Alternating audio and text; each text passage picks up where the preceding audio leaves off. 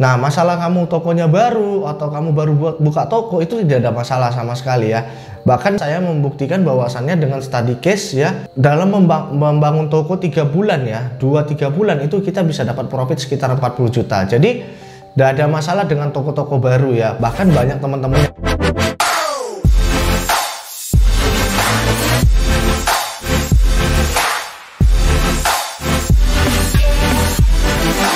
Oke, assalamualaikum warahmatullahi wabarakatuh. Bertemu lagi di channel saya, channel Ari Budi Manasuko, di mana channel ini ngebahas seputar tentang ide ataupun peluang bisnis ya, bisnis digital seperti marketplace, Tokopedia, Bukalapak, Shopee, Lazada, Blibli dan lain sebagainya. So, buat teman-teman semua yang tertarik dengan ide ataupun peluang bisnis, langsung aja klik tombol subscribe-nya dan nyalakan tombol lonceng untuk dapat notifikasi video terbaru dari saya. Dan pada kesempatan kali ini saya ingin menjawab pertanyaan-pertanyaan Q&A dari teman-teman semua ya. Di antaranya yaitu ada Mas Suwarjo. Mas, ada WS enggak? Dimana saya masih pemula, ingin belajar jualan online tapi masih nol dan buta sekali. Kamu tonton aja video YouTube saya ataupun Bong Afan, di sana banyak sekali video-video tutorial tentang marketplace.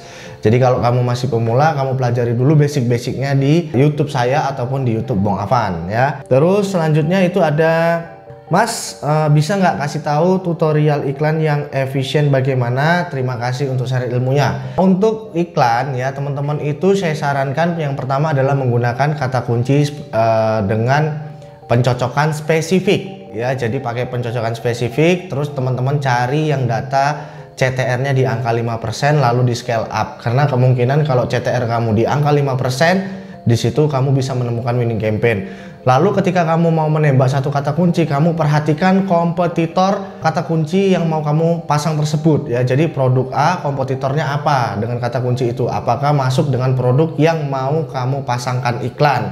Itu salah satunya. Nanti saya buatin deh video tutorialnya ya, karena ini Q&A tanya jawab seperti ini, maka saya tidak menggunakan pen tablet dan agak sulit untuk menjelaskan detailnya seperti apa, seperti itu. Lalu di sini ada yang nanya juga, Mas, saya mau nanya, toko saya baru, bagaimana caranya saya bersaing dengan toko-toko yang sudah lama? Walaupun saya sudah ngiklan, susah banget bisa tembus ke halaman 1 pencarian. Apakah cuman satu-satunya cara harga klik yang dinaikkan? Banyak sih faktornya. Jadi kalau kamu toko baru ya, kamu itu bukan berpikir tentang toko kamu yang baru atau gimana. Yang kamu pikirkan adalah gimana caranya kamu menaikkan traffic toko kamu dulu, seperti itu. Karena ketika kamu mau berjualan ya, mau kamu jualan apapun itu ya, kalau misalnya toko kamu baru, yang harus kamu usahakan itu adalah trafficnya yang besar dulu. Karena dengan traffic yang besar kamu bisa berjualan produk lebih banyak, seperti itu. Nah, masalah kamu tokonya baru atau kamu baru buka toko itu tidak ada masalah sama sekali ya. Bahkan di kelas saya membuktikan bahwasannya dengan study case ya, dengan saya buktikan ke member-member, dalam membangun toko 3 bulan ya, 2-3 bulan itu kita bisa dapat profit sekitar 40 juta. Jadi tidak ada masalah dengan toko-toko baru ya. Bahkan banyak teman-teman yang berhasil. Yang penting kamu usahain gimana caranya kamu memperbanyak trafficnya dulu, seperti itu. Selanjutnya, wah, ini ada dari Mas Lukman Baladewa ya. Bang Tomingse, waduh, yang saya banggakan, saya mau tanya nih, wah, saya dibanggain. Sebenarnya jualan saya masih lancar, wah, alhamdulillah ya. Cuma kadang takut masalah pengiriman musim seperti ini ya. Kan ada peringatan tuh kayak wilayah dibatasi atau paket akan tertunda dan lain-lain sebagainya. Kira-kira masih aman nggak untuk jualan dan ngirim paket? Dari apa yang saya pelajari beberapa bulan terakhir ya, di wabah corona seperti ini, saya melihat tidak ada masalah dengan ekspedisi ya untuk pengiriman barang ya, dimana sepertinya untuk masalah distributor pengiriman barang itu pemerintah tidak melakukan stop ataupun lockdown ya. Jadi PSBB yang dilakukan pemerintah saat ini adalah gimana membatasi social distancing ya, dengan gerakan stay home.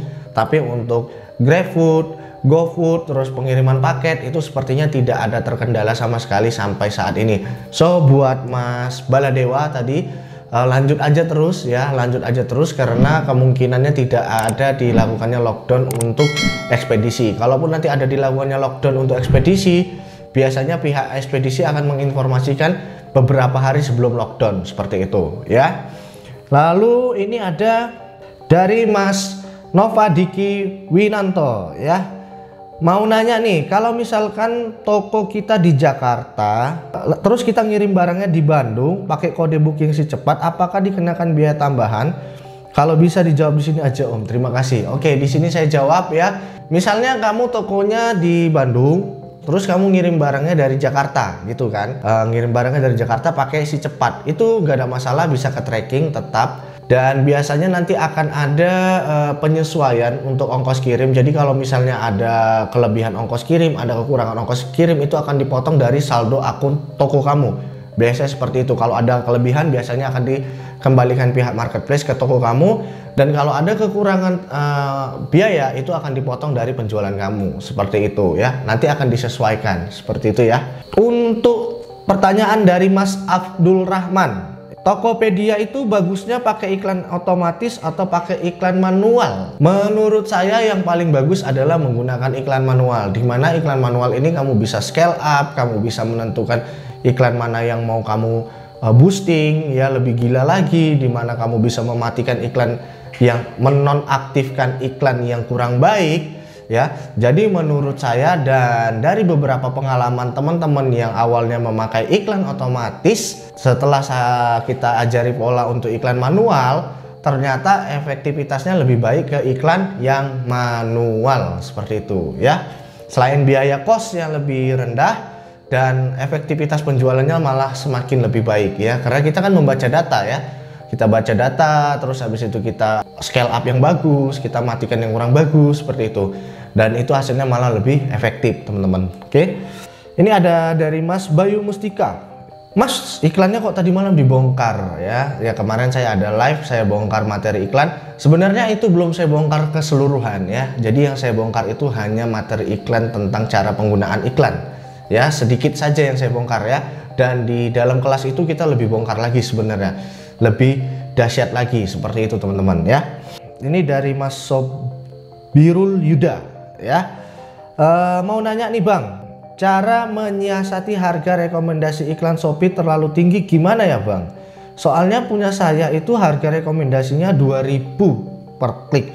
Ya mau gimana lagi, kamu harus cari kata kunci yang mungkin biaya per kliknya kecil ya. Kamu harus ganti misalnya produk kamu hijab, coba kamu ganti dengan busana muslim atau jilbab ya, atau jilbab cewek ya. Itu coba kamu cari-cari kata kunci yang mungkin biaya per kliknya lebih kecil, itu salah satunya.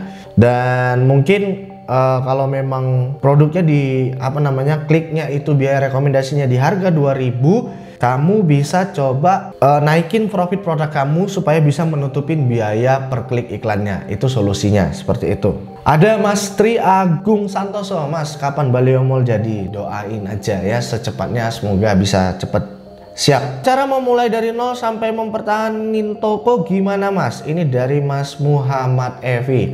Jadi sebenarnya gini ya, kalau kita memulai dari nol nih ya, berarti dari awal membuka toko, terus habis itu sampai masuk orderan, sampai tokonya bisa punya penghasilan yang tetap ya di sekitaran sekian-sekian, misalnya targetnya ada 300 sampai dengan 500 ribu, itu kira-kira gimana? Ya sama aja ya. Jadi pertama kita masukin produk, kita percantik toko, terus habis itu kita iklanin, kita manfaatin fitur-fitur marketplace-nya ya, sumber-sumber trafficnya kita masukin. Nah biasanya saya dalam membangun toko itu kurang lebih butuh waktu 2 ataupun 3 bulan ya, sampai toko itu benar-benar bisa menghasilkan ya, kurang lebih mungkin di sekitaran 500-an ribu ya profit. Jadi per hari bisa dapat 500 ribu, itu kurang lebihnya adalah 2 ataupun 3 bulan proses pembuatan tokonya. Seperti itu teman-teman ya. Wah ini banyak banget cara join member ya, next time. Ada Mas Wehara Aldino Tontowi ya. Kalau jualan gamis prospeknya gimana Mas? Masih baguskah? Produk gamis ya, produk gamis ataupun fashion wanita, menurut saya itu dia itu termasuk produk momen ya. Produk momen itu artinya gini teman-teman. Jadi produk yang dimana itu dia larisnya pada momen-momen tertentu. Misal contohnya nih Lebaran, terus musim anak kuliahan, Idul Adha. Nah, itu namanya produk momen ya. Jadi dia itu tidak laris setiap saat ya. Walaupun ada aja penjualan misal di hari biasa gitu ya, ada penjualan tapi dia tidak begitu banyak, teman-teman. Dan dia itu larisnya ya tadi ya, laris pada masa-masa dimana momennya itu lagi rame seperti momen Lebaran, momen Idul Adha, momen anak-anak kuliahan masuk ya. Nah, itu biasanya produk-produk gamis ataupun fashion itu di situ meningkat orderannya. Sama seperti produk sepatu sekolah ya. Itu produk musiman ya, produk musiman. Jadi momen-momen tertentu dia ramai.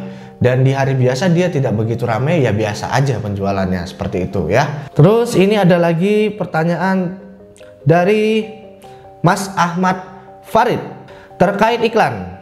Oke lah, dalam satu produk kita pasang katakanlah 25 sampai dengan 30 keyword. Wow, banyak sekali ya, satu produk kamu pasang 25 sampai 30 keyword.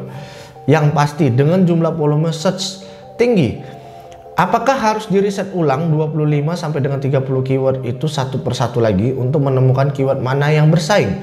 Please bahas ini secara detail di grup DCM juga nggak apa-apa. Wah, ini berarti satu member.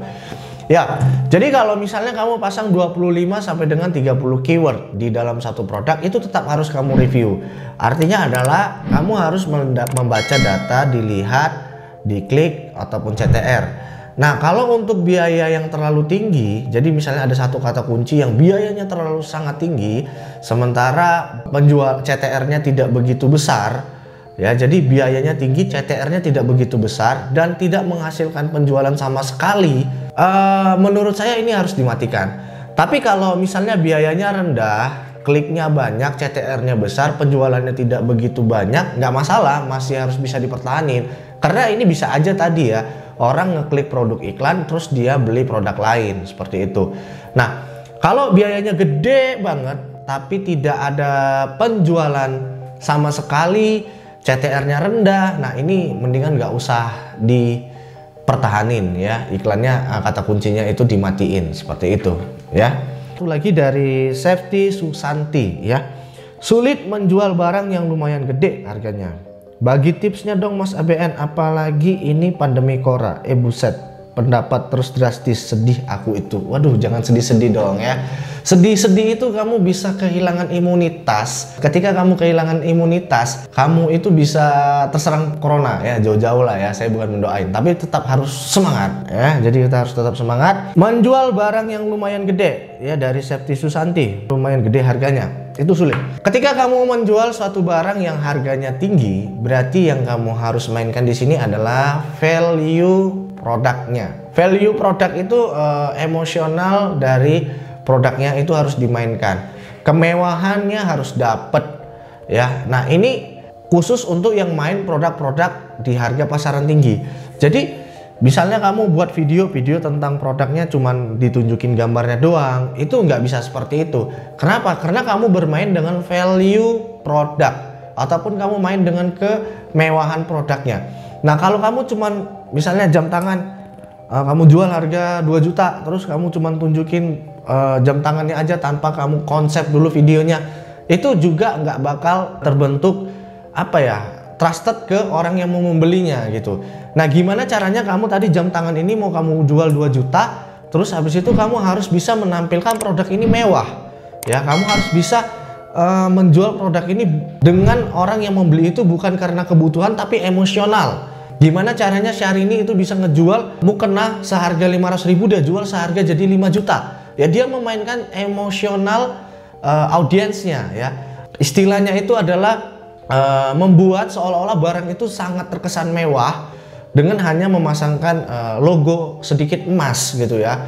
Terus dengan brand si Syahrini itu adalah seorang yang terkenal dengan dia itu glamor seperti itu ya. Dia itu memang orang yang menyukai barang branded.